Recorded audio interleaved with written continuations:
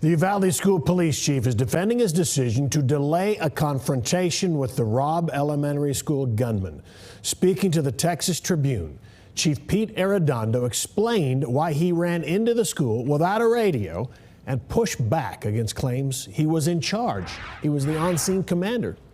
Fox 4's Blake Hansen here now with more on the chief's comments. Blake.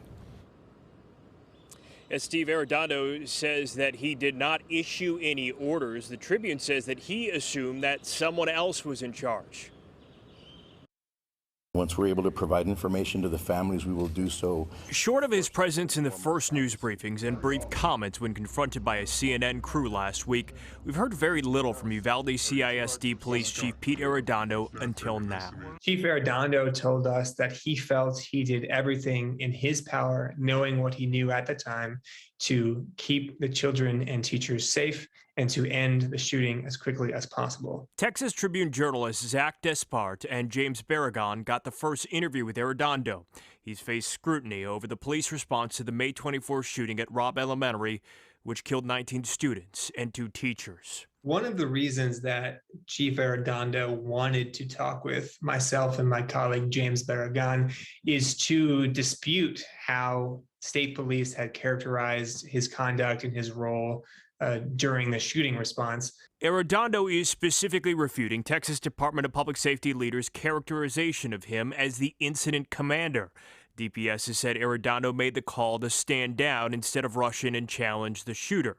He says he thought someone from another agency had assumed that role, telling the Tribune, "I didn't issue any orders.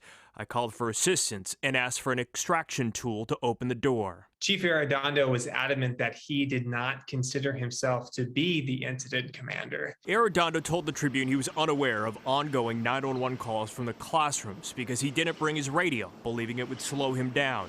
The New York Times reported the police radios didn't operate properly inside the school or even just outside it.